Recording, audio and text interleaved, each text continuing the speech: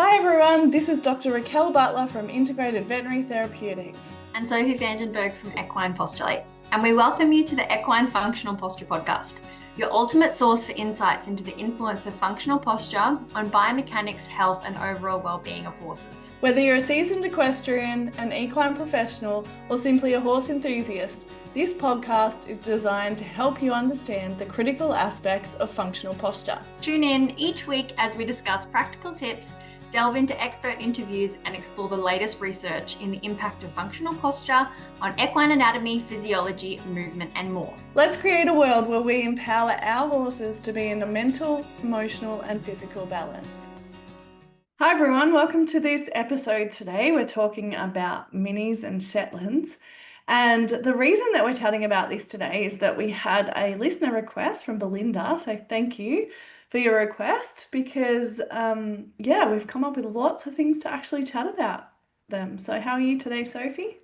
Raquel, very well. Yeah, this is a great request, especially because Shetlands, Minis, small horses, they're not paddock ornaments. They are valuable members of everybody's horse herd.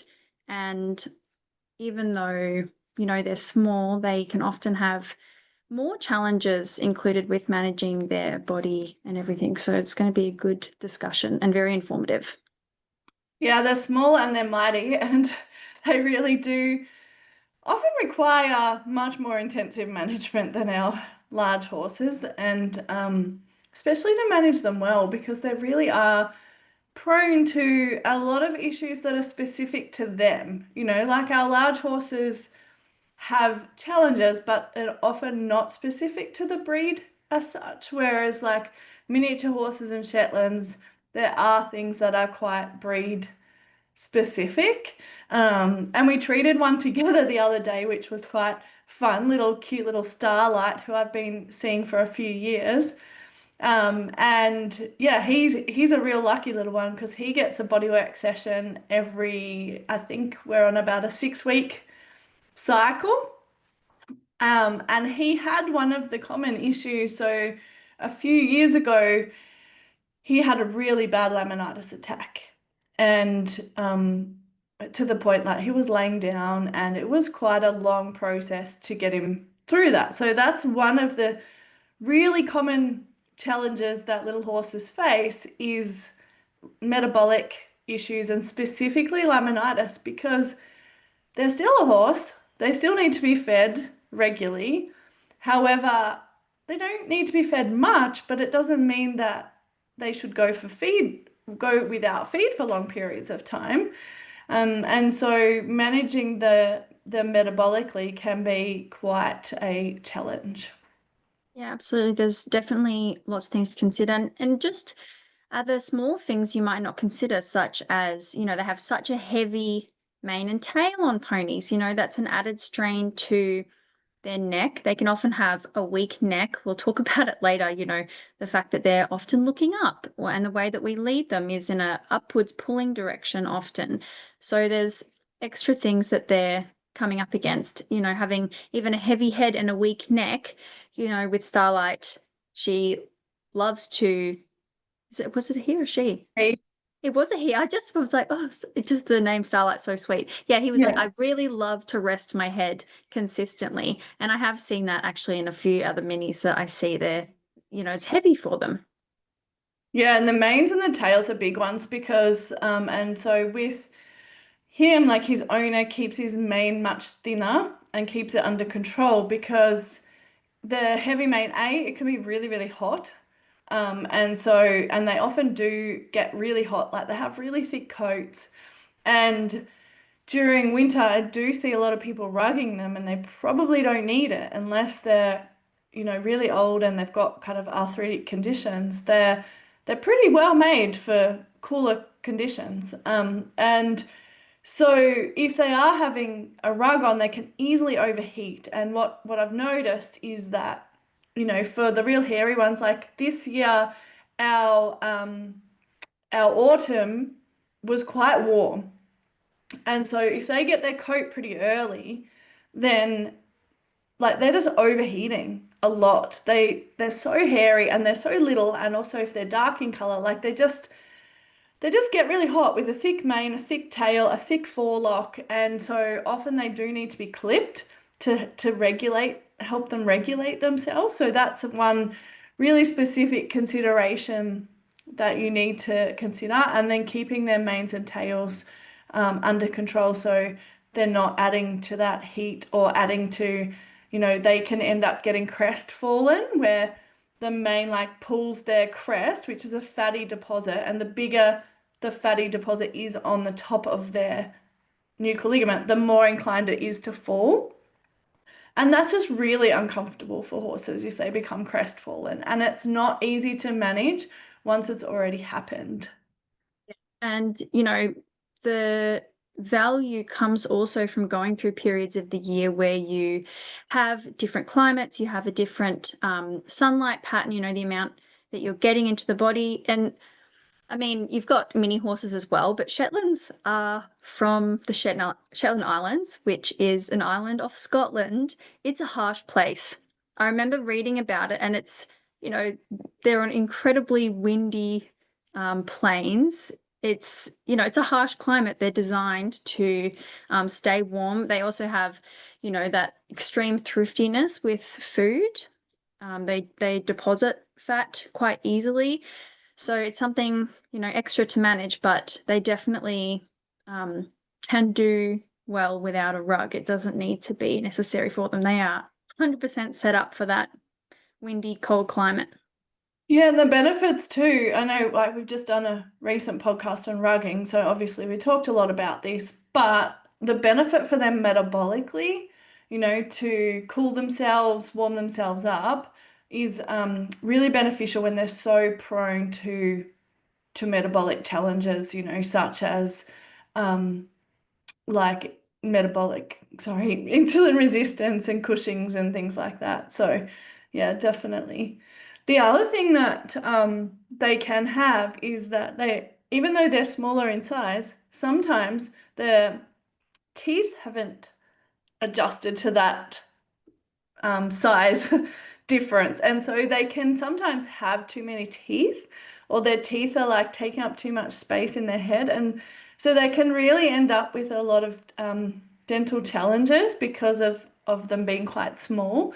And so, yes, I mean, we always want to get our horses' teeth checked regularly. But sometimes these little guys are not treated like real horses and they don't always get their teeth done in the same regularity. So just making sure that they are done at least every 12 months minimum. And if they've got dental challenges, like an x-ray will also help with that. But taking that into consideration, they might need to be done even more frequently. Absolutely. When it comes to some biomechanical issues, what do you see popping up, frequently, often they're just or predisposed to? Yeah, they're really predisposed to hip dysplasia. And so they often have a shallow acetabulum, which is where the femur from like the hip, the The ball leg of part socket. of the hip joint. Yeah. Yeah, so the socket part of the hip joint, and often that's quite shallow. And we get hip dysplasia a lot in dogs, some dogs are like bigger than minis. My dog probably is about the same size as a mini. But yeah, we see it often in dogs, hip dysplasia, and so there's a lack of stability through the hips. And then often they have quite upright little legs related to that, and then they can be more prone to stifle lock due to the difference in the position of the femur. So yeah, that's quite a problem. You see them with quite little upright back legs, and you'll often see the instability like in the hip region with that hip dysplasia. And actually, I dissected a Shetland who it was last year, I think, in his 20s, like 20 something, and he had terrible hips. His hip dysplasia was like really, we got there and we're like, yep, this is true hip dysplasia. And I've only dissected a couple of like Shetlands, and they both had it. I remember the first one was actually years ago, and they both had it. So yeah, it's pretty common. What other things do you see? Mm, Often a choppy emotion. So that can be a combination of the fact that ponies often get upright feet, particularly if they're not managed especially well. One, because of their weight. They don't often have the same weight as a large horse, so their hoof doesn't splay quite in the same way, and they can also have a tighter tubular horn. So it becomes often a bit upright in the foot, and that can take a bit of management sometimes. Um, and they can also, when you've had the opposite direction, they're having metabolic challenges, insulin resistant, and they become more prone to laminitis, or they just have a laminitis attack. You can also have slipper feet where they go very long and forward and long. So that changes the way they move both directions, either having upright tubular feet or those slipper long going forward feet. And you can have a choppy forelimb motion. And so that's going to affect everything in the forelimb and then everything that connects the forelimb onto the body as well, which is soft tissue. So you can have more concussion through those front limb joints, and that often, with the soft tissue becoming a bit restricted or tight to accommodate the change in the limb motion, then you can have tightness through the body as well, coming up through the neck, shoulder, and spine, which you often see. You run your hands over them, those ponies with the choppy motion, and they've got, quite bulging muscles, or they're very tight through their wither and back. And of course, they all beg for a scratch because it feels amazing. So yeah, there's I lots. think that's just part of being a mini or Shetland. They're like, scratch me. Yeah, yeah, this is what I'm here for. We've met some small horses lately that have such big personalities. We were at a clinic at a workshop last week, and there was um a little guy there, Tyrion, who was just the biggest character in the entire arena. So yeah, it's Yeah, I unsurprising. do. I do love their characters. Like they're definitely a pleasure to have around. They really are. Yeah, 100%. Yeah, and then with that, obviously the feet and the hind limbs, um, they can get a weaker kind of top line. And the challenge is, yep, they're often ridden by little kids, so they're not as heavy as an adult. But they still need good saddle fit. And kids often are bouncing around a fair bit and they can get quite a weakened top line, a weakened back. And also just depending how much movement they're doing, or they can get quite a built up lower back, due to the weakness through the rest of their top line. So, looking at, how they're kind of using their posture is also just as important as bigger horses. Um, and actually many years ago now, I was in the Netherlands, and that's when I really first got to have a little pony in my biomechanics classes, which was super cool. We had two of them, and they were related, and they were the cutest little things, and it really gave me a different perspective of the value of the little horse. So I was like, oh, well, they're a little horse, like, they're not going to be ridden. Does their biomechanics really matter? Kind of thing. But these guys both had hip challenges, and they were both so happy because their owners used to play with them. And she'd share their little videos of them doing Liberty, and they knew a lot of super cool tricks, and like they could do little rears, and they'd like trot around and do lots of little postural things. And it was really cool to have them in a clinic and really just see how much happiness it brought to the owner, but also how much quality of life it added to them, and then how it really encouraged their exercise and kept them like they were probably the healthiest little ponies that I've seen. Like their weight was really good. Um, they were kind of building up their strength. They were more balanced front to back because if they've got a weak hind end, like you were talking about with the front feet, then that makes the front feet worse. And so, because of altered loading. So, we really have to consider different things when we're working with them compared to a bigger horse. So, what kind of things would you say we need to consider with these little guys? So first one would be what you just said about the saddle fit. Often we use pony pads. Sometimes they can be quite ill-fitting for a The pony. girth. Yeah, the girth, particularly they have big bellies, so that I often see the girth will slip forward and it really interferes with the action of the front limb and the elbow. And it looks quite uncomfortable for them as well. And it often will pull the saddle into a position where it's coming forward, but then because they have quite wide shoulders, there's just a lot of things that don't fit very well. So having somebody have a look at your pony saddle, even if it is a pony pad, so that you can get some advice about how to accommodate them and make it more comfortable for the pony. And you will always have an on flow for the child. We were just discussing, you teaching your niece how to do a rising trot, and one of the things we talked about is just, how is the saddle fit for her? Because it's always going to improve your learning experience if you're set up in a better way. So that's going to have an on-flow effect if you've got kids learning to ride. Trying to set them up with a saddle that fits, as well as the fact that their experience is going to be a lot better and a lot safer if they've got a pony that's comfortable with a saddle that doesn't, interfere or cause any pain or even just, mild discomfort. So yeah, definitely I would say saddle fit, and also considering that children can often be bumpy riders. So you want to, get in front of that with the saddle as much as you can. But just tack in general. So I do think when I have gone and looked for foal halters, often they're like, oh, just use a Shetland one. And there's only one option for the Shetland halters.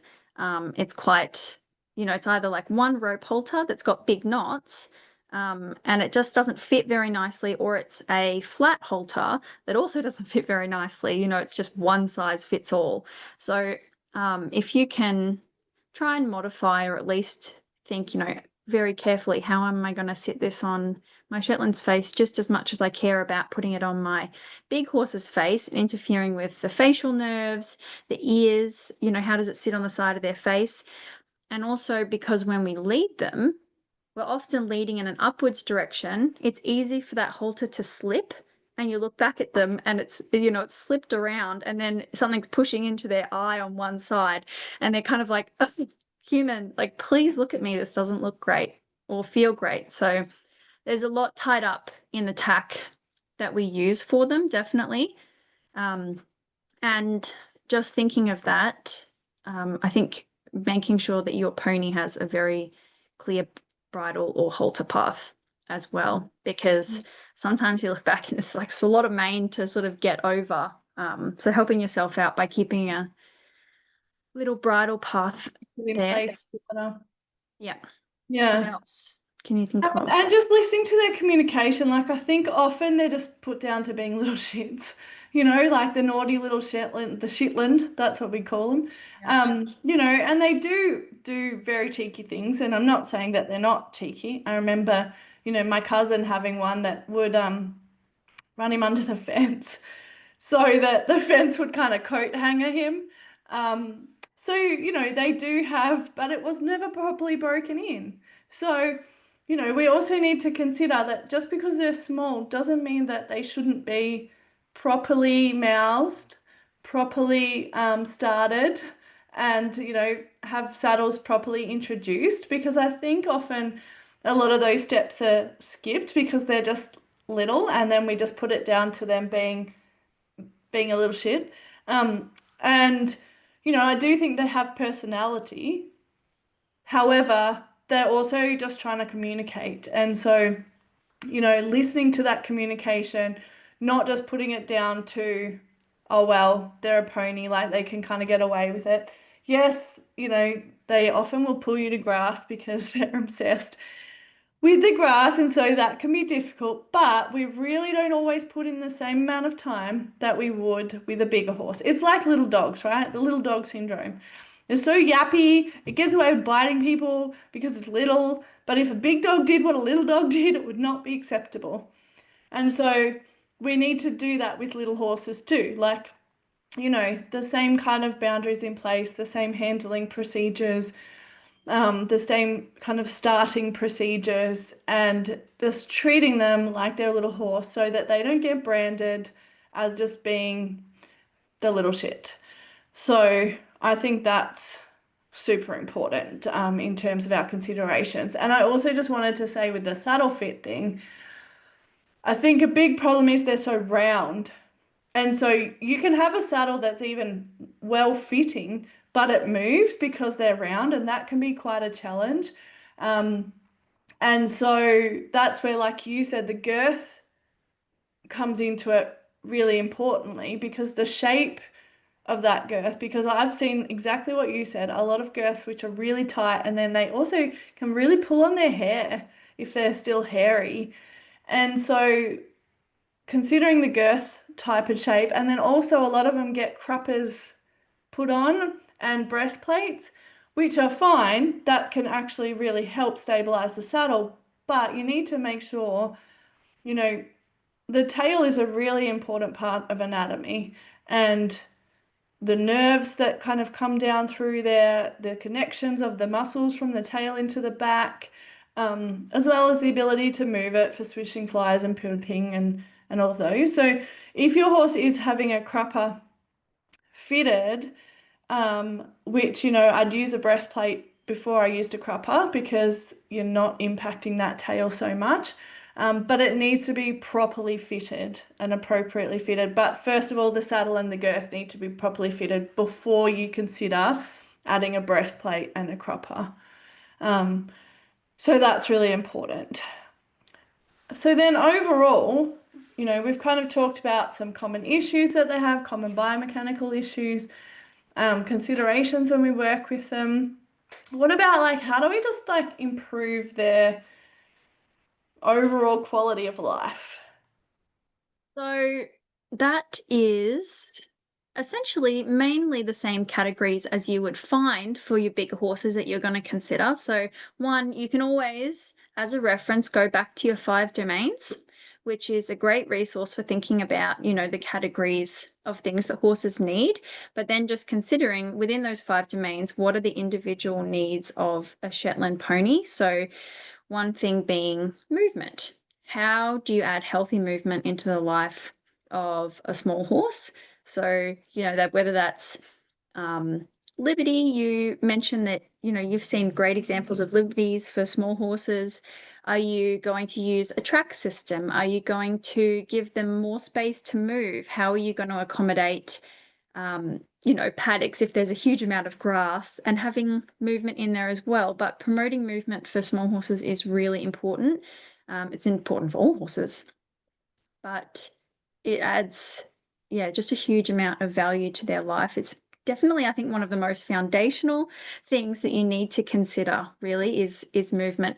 And I do often see or have conversations with people when they're having a hard time that they'll fluctuate between having their small horse in a Jenny Craig paddock and then being out in a big paddock. And so one, you're having an impact on their gut health because they're either, they're starving or they're getting an influx of a huge amount of food, but they have a massive reduction in movement when you put them in a small space. So being mindful of that if you are going to pop them on, in yards or small areas. Yeah, definitely. I mean, and the other ways to promote movement could be, you train them to a cart. And so instead of being ridden, they're pulling a little cart along, or you lead them off another horse, or you teach them to follow you like a puppy dog. And so they come along for the ride, like if you've got a safe area where they can just come. But I know people who, when they go out riding, they take their pony on the lead rein, and even they're not being ridden, they're just being led around. So they get to walk, trot, canter. And so the more that we can promote movement, I think being locked up in a little yard always 24/7 is not an ideal quality of life. And unfortunately, that's what happens with a lot of little ponies, because some of them, a blade of grass is enough to kind of set them off into a laminitic attack. And I speak to a lot of trimmers, hoof trimmers, who get extremely frustrated because they've, got the hoof care optimal, and then the horse has been, the owner felt sorry for them and let them kind of have a bit of grass, and then they've just gone really backwards. So, no grass is better than having sore feet. And so if that's part of your management plan, there's so many ways you can enrich the environment without a horse having grass. Like you can put up like pick your pellet that's metabolically safe and put them into a milk container and hang it up from the tree so they've got something to do. You can get hay balls, you can get hay nets and put them all at all different heights, on the ground, off the ground. You can, just make a little laneway so they at least have to walk from water is at one end and hay is at the other end. The more that you can move them, the better, and really at least 3 times a week for 20 minutes. That's a protective way of preventing and dealing with ongoing laminitis, chronic laminitis too. It's protective factor exercise. Yeah, 100%. So it's really and you can take them for a run. Take them for a walk like a dog, like take them out with you. I used to do that with Patch. Like she wasn't a mini, she was a pony, but when I couldn't ride her, I ran around the paddock with her. So we'd like go for a walk and then we'd do interval training. I'd run until I couldn't run anymore, and then we'd walk again. And that was actually a really great way to build up her top line, to build up her fitness, to build up my fitness, because we should also be fit to do things with horses, and to give them some mental engagement. Absolutely. Yeah, that's a really good one. Yeah, taking them for runs as well. I've done that, yeah, even just for fun, to get out and do something enjoyable. How about I had a realization when you really brought it up, because I hadn't thought about it so much, about looking up. Yeah. Yeah, they look up all the time, and this can hollow out their back. So, it's we read a thing before that kind of said, well, they have a disproportionate back size to their leg length. Well, I don't know about that. Like, I think it can just be a postural imbalance, and that they're often looking up, especially if they're in with big horses. And like I know with little Starlight, he's always looking up because they're quite playful, these little guys. And so if they've got in with big horses, they can be trying to play with the big horses. And so they're constantly like got their head up and nipping at the big horse. And so we need to balance that with head down and back opening as well. And so just kind of considering that they're a bit harder to do dynamic mobilizations with, because it's like trying to do it with a little dog. Getting their nose to toes is a little bit, you have to get down on your knees. But that's, yeah, really important. And I also would like to say with feeding, not feeding them is not an option as well. So just because they're fat, we can't go, okay, well, they only get fed in the morning and the evening, and that's it. They still have the same requirements as an adult horse and should be fed, every 4 to 6 hours. And they also need that roughage. So, 1.5% of their body weight at least, depending on their body weight. But if they can't handle hay, like they can't handle a lot of hay, like straw is actually an option to provide roughage, so that they've got something to nibble on in the times if they can't handle the increased like calorie amount. Like you can't feed them enough normal hay, then straw good quality straw is an option. And loosened hay is generally quite safe for a lot of laminitic horses too, so that you're not having to kind of soak hay for sugars. I mean, this is a whole nother conversation about metabolics, but it's just really important that you don't starve them, because that will have other negative flow-on effects to circulation, gut health, stress, cortisol levels. And stress considerably adds to the metabolic state of the horse, like the stress of not having enough food, the stress of being isolated. Those things I think are quite contributors with these little guys. So I'm just thinking about coming back to what Belinda's question was. She mentioned that she had a Shetland that, his right hip wasn't doing great. What would you give people, as some suggestions, things to think about if they have that coming, besides listening to our podcast on the hip, because, they have the same, just even though their anatomy is a bit different in the acetabulum, as you were saying, they still have, the muscles and the same kind of movement as a big horse. What would you, suggest to people thinking about if they are suspicious of their pony's hip? Yeah, I would say the movement in straight lines would be a big key, and doing, walk and trot in those straight lines so that you're getting flexion of that leg, especially the trot is promoting flexion. So straight lines would, much better than circles. Transitions on straight lines, variable terrain on straight lines, like little undulations on straight lines, that would all be really beneficial. Also, just looking at their feeding postures. So, because often what will happen is they're in with bigger horses, and then the bigger horses have their hay nets up and the little horses are reaching up, which is a good thing to have. But also, and then they'll often just pick it up from the ground. So that's not a bad thing. I think that's giving them that variation with their spinal motion, but just making sure that when they are reaching up, they're not going in always into a hyperextension, like their back's not bracing and really dipping. So that variation can be quite useful. And if you have one by itself, then having some higher feeding positions so they're not always feeding off the ground. So they are doing a little bit of reaching, even up to neutral height to promote that back strength. Yes. And then also hoof balance. So getting them regularly trimmed, and this kind of goes for anything, but every 5 weeks maximum. And I think, again, these little guys often, because like you said, their feet grow upright, they don't Yes. look like they need to be trimmed. And it's even the slipper feet can get quite difficult for people to trim as well. And it's really not fair on your trimmer to ask them to come, when the feet are out of control. And it is difficult for them because they have to really bend down. And I know that some Yes. little guys are really well behaved, and that some trimmers are able just to sit on the ground and trim them.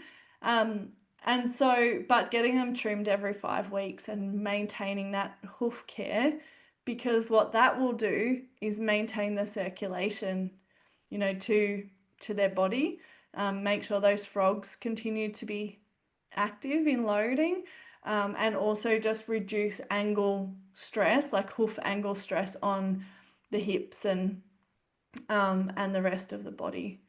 So yeah, they're probably my main things. Do you have anything else to add?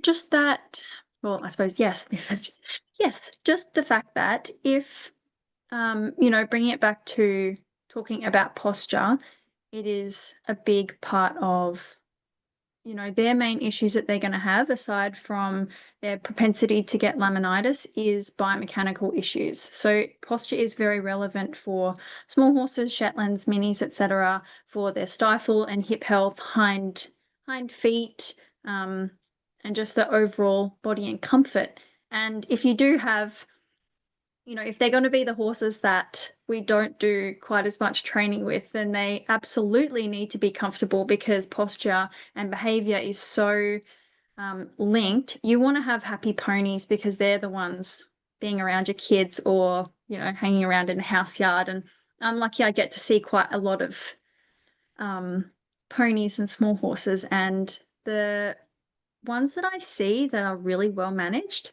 they are the sweetest, Yeah. loveliest, just most engaging small horses. You know, they come up and they're so soft. They're like, "Hi, how are you?" They give you a little kiss, and they always say thank you. They're just so patient and kind. And you know, that's a testament, I think, to the fact that they're being managed so well with their movement. You know, they constantly have low sugar, low calorie food that promotes gut health, and they're on I think, a 4-week trimming schedule with a great trimmer. So Yeah.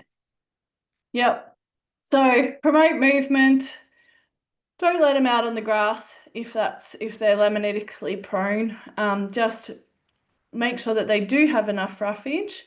The other thing I would say too is promote balance. So often if they're not with larger horses, they're often quite heavy on the forehand, and they're very strong because their weight is often already forward. So teaching them how to hold their balance, how to hold their posture, when they stop, just correcting that balance and posture into a halt, and teaching them how to kind of individually move the legs is really valuable, so that they're not always just pulling you everywhere, because if they're pulling you everywhere, that's where their balance is. Because I've seen it time and time again with horses that pull. Once we've corrected that balance, they stop pulling on you. So I think that's really important too. Great. awesome. Hope any listener gets a lot out of this. It was, yeah, fun to think about. They're just such fun little ponies. Yeah, they're valuable contributors to the horse community.